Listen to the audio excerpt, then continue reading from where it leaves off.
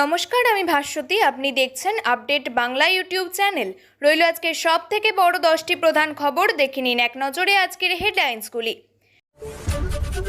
রাজনাথ সিং এর সবাই উত্তেজনা, মঞ্চের নিচে কি ওটা, শোরগোল বিশ্ববিদ্যালয়ে। পুলিশের গাড়িতে অপহরণ, ডোমকলে সিভিক ভলেন্টিয়ার সহ গ্রেপ্তার 8। এসআইআর এর পর ভবানীপুরে 77% ওয়ার্ডেও লিড পাবে না টিএমসি, বললেন শুভেন্দু। এসআইআর বিতর্কে সতর্ক কমিশন, বিএলওদের সব রকমের নিরাপত্তার আশ্বাস। বিহারে আলাদা প্রার্থী ঘোষণা কংগ্রেসের, আসন জট কাটাতে লালুকে ফোন রাহুলের। মমতা দি আমার মায়ের মতো, হাত জোর করে ক্ষমা চাইলেন দুর্গাপুরে নির্যাতিতার বাবা। বিতর্ক থেকে সাবির পেলেন পদ, দেবাশিস গেলেন ছিটকে, ঘোষণা হলো টিএমসিপির নতুন সভাপতিদের নাম। 2রা নভেম্বর শহীদ মিনারে মমতা অভিষেক, 26-এর ভোটের দামামা তৃণমূলের। 4 মাসে 3 বার ফের গুলি চলল কপিল শর্মার ক্যাফেতে, দায় নিল লরেন্স বিষ্ণেই গ্যাং। সুপারি দিয়ে ভাইকে অপহরণের ছক, ডোমকলে গ্রেপ্তার সিভিক ভলেন্টিয়ার সহ 8 নকল পুলিশ। আপনাদের কাছে একটা অনুরোধ রইল, আমরা প্রতিদিন চেষ্টা করি আপনাদের জন্য সঠিক, সংক্ষিপ্ত এবং নিরপেক্ষ খবর পৌঁছে দিতে। আমাদের এই ছোট্ট প্রচেষ্টাকে যদি আপনার ভালো লাগে, তাহলে দয়া করে একটা লাইক দিয়ে পাশে থাকার বার্তা দিন। আপনাদের একটা লাইকই আমাদের আগামী দিনের অনুপ্রেরণা। এবার আসছে বিস্তারিত খবরে। রাজনাথ সিং এর সবাই তুমুল উত্তেজনা, শোরগোল পড়ল গোটা বিশ্ববিদ্যালয় জুড়ে। নিরাপত্তা নিয়ে তৈরি হলো প্রশ্ন, কিভাবে কেন্দ্রীয় প্রতিরক্ষা মন্ত্রীর সভা মঞ্চে এত বড় নিরাপত্তার ফাঁক থাকতে পারে, প্রশ্ন তুলেছেন অনেকেই। তবে বৃহস্পতিবার মহারাষ্ট্রের সিম্বায়োসিস বিশ্ববিদ্যালয়ের একটি সমাবর্তন অনুষ্ঠানে যোগ দেওয়ার কথা ছিল কেন্দ্রীয় প্রতিরক্ষা মন্ত্রী রাজনাথ সিং এর। বিশ্ববিদ্যালয়ের 6ষ্ঠতম সমাবর্তন অনুষ্ঠানে যোগ দিতে চলেছিলেন মহারাষ্ট্রের মুখ্যমন্ত্রী দেবেন্দ্র ফড়নবিশও, কিন্তু তার আগে ঘটে গেল বড় বিপত্তি। নেতাদের আগমনে আগে পড়ে গেল হইচই, তৈরি হলো শোরগোল, উত্তেজনাপূর্ণ পরিস্থিতি। মহারাষ্ট্রের সংবাদ মাধ্যম ফ্রি প্রেস জার্নালের প্রতিবেদন সূত্রে জানা গিয়েছে, এদিন প্রতিরক্ষা মন্ত্রী রাজনাথ সিং এবং মুখ্যমন্ত্রী দেবেন্দ্র ফড়নবিশের যে বিশেষ মঞ্চে বসার কথা ছিল, তার নিচেই হঠাৎ করে দেখা যায় সাপের উৎপাত। মঞ্চের তলায় ঘুরে বেড়াচ্ছে একটি সাপ, কখনো বেরিয়ে আসছে বাইরের খোলা জায়গায়, পর মুহূর্তে আবার ঢুকে পড়ছে কাপড়ে ঢাকা মঞ্চের নিচে। যা ঘিরে তৈরি হয় উত্তেজনা, পড়ে যায় শোরগোল। স্বস্তির বিষয় একটাই, ওই সাপের খোঁজ মিলেছে। তখনও অনুষ্ঠানে উপস্থিত হননি কোনো নেতাই। উল্লেখ্য, এই অনুষ্ঠান শেষে দেশের প্রতিরক্ষা বিষয়ক গবেষণা কেন্দ্র ডিআরডিও অনুষ্ঠানে যোগ দেবেন কেন্দ্রীয় প্রতিরক্ষা মন্ত্রী। যে থানায় কর্মরত সেই থানার পুলিশ গ্রেপ্তার করে নিয়ে গেল অভিযুক্ত সিভিক ভলেন্টিয়ারকে। বৃহস্পতিবার সকালে এক মুদি ব্যবসায়ীকে অপহরণের অভিযোগ, মোট 8 জন অভিযুক্তকে গ্রেপ্তার করেছে পুলিশ, যাদের মধ্যে একজন সিভিক ভলেন্টিয়ার আর একজন প্রয়াত বিধায়ক ঘনিষ্ঠ। ঘটনা মুর্শিদাবাদের ডোমকলের। লালচাঁদ মণ্ডল নামে স্থানীয় ওই যুবকের মুদি ব্যবসায়ীকে অপহরণের অভিযোগে মোট 8 অভিযুক্তকে গ্রেপ্তার করে পুলিশ। তারপর মোট 7 জনকে গ্রেপ্তার করে তারা। পরবর্তীতে জেরায় উঠে আসে আরও এক অভিযুক্তের নাম। কিন্তু কেনই বা অপহরণ করা হলো ওই মুদি ব্যবসায়ীকে, কি উদ্দেশ্য ছিল অভিযুক্তদের? ইতিমধ্যেই অপহৃত ব্যক্তিকে উদ্ধার করেছে পুলিশ। সূত্রের খবর, জমি সংক্রান্ত বিবাদের জেরে ওই ব্যক্তিকে অপহরণ করে তারা। এদিন এই ঘটনায় গ্রেপ্তার হওয়া প্রথম 7 অভিযুক্ত যথাক্রমে মমিনুল ইসলাম, সুমন মণ্ডল, আজমির মণ্ডল, ইমানুল কবির, আনসারুল আনসারি, নয়ন শেখ এবং হুমায়ুন কবির ডোমকল এলাকার বাসিন্দা। এদের মধ্যে হুমায়ুন কবির ওই ডোমকল থানায় কর্মরত সিভিক ভলেন্টিয়ার। সকালে 7 জন গ্রেপ্তার হতেই শুরু হয় জেরা। বেলা গড়াতেই গ্রেপ্তার করা হয় আরও একজনকে, নাম মোহাম্মদ আলী মুবারক। ইনি আবার ডোমকলের প্রয়াত তৃণমূল বিধায়ক জাফিকুল ইসলামের ঘনিষ্ঠ। অভিযুক্তদের ছাড়াও এই ঘটনায় 4টি গাড়ি বাজেয়াপ্ত করেছে পুলিশ। অপহরণের ঘটনা সিভিক ভলেন্টিয়ারের নাম জড়াতেই তৃণমূলকে তোপ দেখেছে বিজেপি। পুলিশের গাড়িতে এমন অপহরণের প্রথম দেখলাম বলেই দাবি তাদের। পাশাপাশি রাজ্যের আইন শৃঙ্খলাকে প্রশ্নের মুখে ঠেলে দিয়েছেন তারা। দুয়ারে বিধানসভা নির্বাচন, হটসিট ভবানীপুর নিয়ে এখন জোর চর্চা। নেপথ্যে এসআইআর আবহে মুখ্যমন্ত্রী মমতা বন্দ্যোপাধ্যায়ের ভবানীপুরে আউটসাইডার বিতর্ক। অবশ্য তার আগে থেকেই ভবানীপুরের আসন নিয়ে একাধিক মন্তব্য করেছেন রাজ্য বিধানসভার বিরোধী দলনেতা শুভেন্দু অধিকারী। সেই আসনে লড়বার বার্তাও রেখেছেন তিনি। এবার তার বক্তব্য, ভবানীপুরের আসন কখনো তৃণমূলের জন্য সেফ সিট নয়। শুধু চেতলার 77 নম্বর ওয়ার্ডের লিডে ভর করে জিতেছিলেন মমতা বন্দ্যোপাধ্যায়।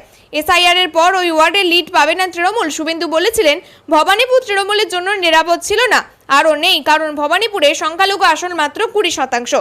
তারা চেতলার 77 নম্বর ওয়ার্ডের 17,000 ভোট লিড নিয়ে মমতা বন্দ্যোপাধ্যায় বা তার দল 7,800 ভোটে জিতেছে। এসআইআরে বাংলাদেশের সংখ্যালঘুদের নাম বাদ চলে যাওয়ার পরে ওই আসনও লিড পাবে না। গত লোকসভা নির্বাচনে বিজেপি সেখানে 8টার মধ্যে 5টা ওয়ার্ডে লিড পেয়েছে।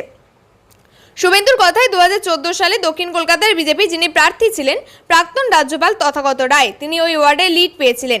স্বাভাবিকভাবেই এই আসনটি ছিল বিজেপির। উল্লেখ্য, মঙ্গলবার আলিপুরের ধর্মধান্য প্রেক্ষাগৃহে মুখ্যমন্ত্রীর বিধানসভা কেন্দ্র ভবানীপুরে তৃণমূলের তরফে বিজয়া সম্মেলনের আয়োজন করা হয়।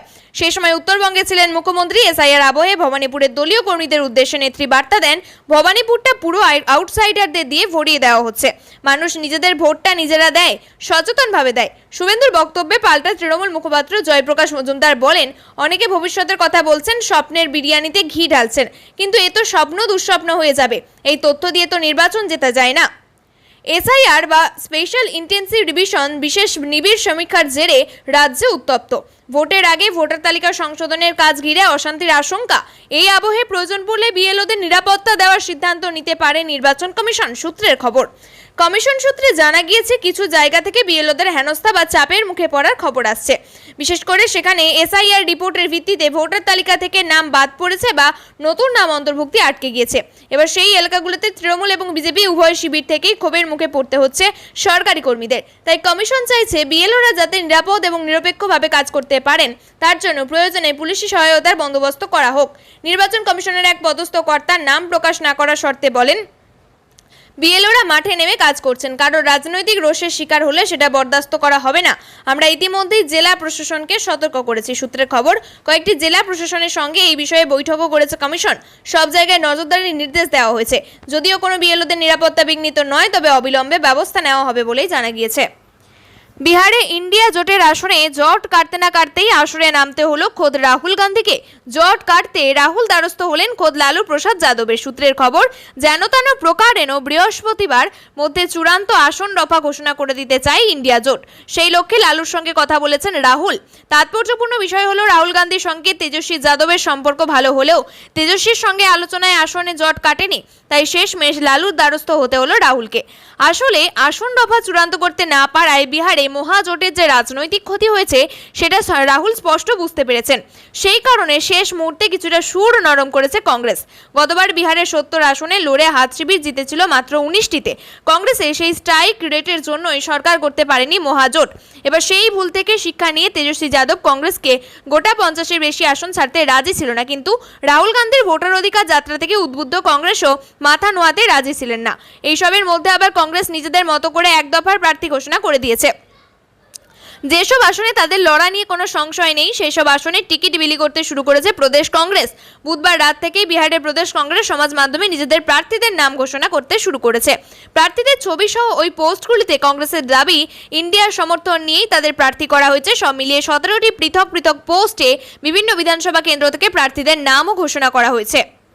বাংলা ছেড়ে চলে যাবেন তারা, কিন্তু তার আগে মুখ্যমন্ত্রী মমতা বন্দ্যোপাধ্যায়ের কাছে হাত জোর করে ক্ষমা চাইলেন দুর্গাপুরের নির্যাতিতার বাবা। ওড়িশা থেকে বাংলায় পড়তে এসে ধর্ষণের শিকার তার মেয়ে। দুর্গাপুরের একটি বেসরকারি মেডিকেল কলেজে 2য় বর্ষের ডাক্তারি পড়ুয়া ওই নির্যাতিতা। মেয়ের এই ঘটনা প্রকাশ্যে আসার পর থেকেই রাজ্যের আইন শৃঙ্খলা নিয়ে নানান প্রশ্ন তুলছিলেন বাবা। প্রশ্ন তুলেছিলেন আরজি করের তদন্ত নিয়েও। বেসুরো মন্তব্য করতে ছাড়েননি মুখ্যমন্ত্রীর বিরুদ্ধে, তবে বুধবার তার সুর ছিল অনেকটাই নরম। এ যেন যাওয়ার আগে আবেগের অনুরণন। এই নির্যাতিতা ডাক্তারি পড়ুয়ার বাবা বলেন, আমি চাই না আমার মেয়ের মতো অন্য কারোর এরকম দশা হোক। আমরা বাংলা ছেড়ে চলে যাব। আমি প্রথম থেকেই বলে দিয়েছি, সিবিআই তদন্ত করলে ভালো হয়। মমতা দিদি আমার মায়ের মতো, ওকে কোটি কোটি প্রণাম। যদি আমি কিছু ভুল বলে মন্তব্য করে থাকি, আমাকে আপনার ছেলের মতো ভেবে ক্ষমা করে দেবেন। আমি চাই আমার মেয়ের বিচার পাক, কারণ ও শুধু আমার মেয়ে নয়, গোটা দেশের মেয়ে ওরা। উল্লেখ্য, দুর্গাপুরের ঘটনায় প্রথম থেকে গণধর্ষণের তত্ত্ব উঠে এলেও তা আপাতত খারিজ করেছেন খোদ নির্যাতিতা। এদিন পুলিশকে গোপন জবানবন্দিতে বড় তথ্য তুলে দিয়েছেন তিনি। পুলিশের দাবি, নির্যাতিতা তার গোপন জবানবন্দিতে জানিয়েছেন ধর্ষক একজনই। জেলা স্তরে বদলে গেল তৃণমূলের ছাত্র মুখেরা। কেউ থাকলেন, কেউ বদলালেন, কেউ আবার পেলেন বড় দায়িত্ব। কোথাও আবার এলেন বিতর্কিত মুখ, কোথাও আবার বিতর্কের জেরেই যেন পড়ল লাল কালির দাগ। বুধবার ঘোষণা করা হলো জেলা টিএমসিপির সাংগঠনিক নতুন সভাপতিদের নাম। আর তাতেই বিশেষ করে জায়গা পেয়েছেন যোগেশ চন্দ্র চৌধুরী কলেজের বিতর্কিত যুবনেতা সাবির আলী। হাজার বিতর্ক পেরিয়ে দলের কাছে নতুন দায়িত্ব পেয়েছেন তিনি। তৃণমূলের প্রকাশিত তালিকা অনুযায়ী সাবির আলী দায়িত্ব পেয়েছেন দক্ষিণ কলকাতার। তাকে সেখানে ছাত্র পরিষদের নতুন সভাপতি হিসাবে ঘোষণা করেছে দল। চলতি বছরের কথা, সরস্বতী পুজো করা নিয়ে বিতর্কের মুখে পড়েছিলেন তৃণমূলের ছাত্রনেতা সাবির আলী। তা আবার খোদ মুখ্যমন্ত্রী মমতা বন্দ্যোপাধ্যায় যোগেশচন্দ্র ল কলেজে সরস্বতী পূজায় বাধা দিতে গিয়ে ধর্ষণ এবং খুন করে দেওয়ার হুমকি দিয়েছিলেন তিনি। এই ঘটনায় চারু মার্কেট থানায় তার বিরুদ্ধে একটি অভিযোগও দায়ের করা হয়েছিল। শুধু সরস্বতী পুজো নয়, এই একটা অভিযোগের পরে প্রকাশ্যে আসে সাবিরের নানান কীর্তি। খোদ ওই কলেজের অধ্যক্ষ পঙ্কজ রায় সংবাদ মাধ্যমকে জানিয়েছিলেন কিভাবে কলেজে ঢুকতে গিয়ে লাগাতার হেনস্থার শিকার হতে হয়েছে তাকে। সাবিরের ভয়ে কলেজে পা রাখতেন না তিনি। অবশেষে হাজার বিতর্ক পেরিয়ে দক্ষিণ কলকাতায় তৃণমূল ছাত্র পরিষদের নতুন সভাপতির মুখ সাবির। এই সভাপতি হওয়ার আগে পরে বিতর্ক জুড়ে থেকেছে তার সঙ্গে, কিন্তু তা বিশেষ বাধা হয়নি বলেই মত একাংশের। উৎসবের মরশুম মিটলেই ২৬শে নির্বাচনের দামামা বেজে যাবে রাজ্যের শাসক দলের তরফে। সূত্রের খবর, আগামী ২রা নভেম্বর শহীদ মিনারে সমাবেশ করবেন তৃণমূল সুপ্রিমো মমতা বন্দ্যোপাধ্যায়। দলের সর্বভারতীয় সাধারণ সম্পাদক অভিষেক বন্দ্যোপাধ্যায় সেখান থেকে আনুষ্ঠানিক ভোটের লড়াই প্রচার শুরু করে দেবেন বলেই মনে করছে। তবে ওয়াকিবহাল মহলের তরফে ২৬এর ভোটের মূল ইস্যু হতে চলেছে এসআইআর, তা আগে স্পষ্ট করেছে তৃণমূল। ২রা নভেম্বর সভায় তা নিয়ে লড়াইয়ের মূল সুর বেঁধে দিতে পারেন মমতা অভিষেক।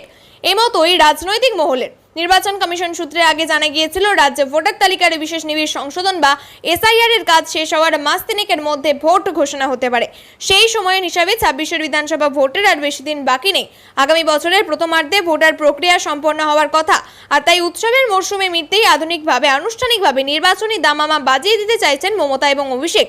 আগামী ২রা নভেম্বর শহীদ মিনারে তারা সমাবেশ করবেন। ওয়াকিবহাল মহলের মতে এই সমাবেশ থেকে আনুষ্ঠানিকভাবে বিধানসভা ভোটের প্রচার শুরু করে দেবেন শাসক শিবিরের শীর্ষ নেতৃত্ব। তারপর থেকেই রাজ্য জুড়ে তৃণমূলের প্রচারের সুর সপ্তমে চড়বে।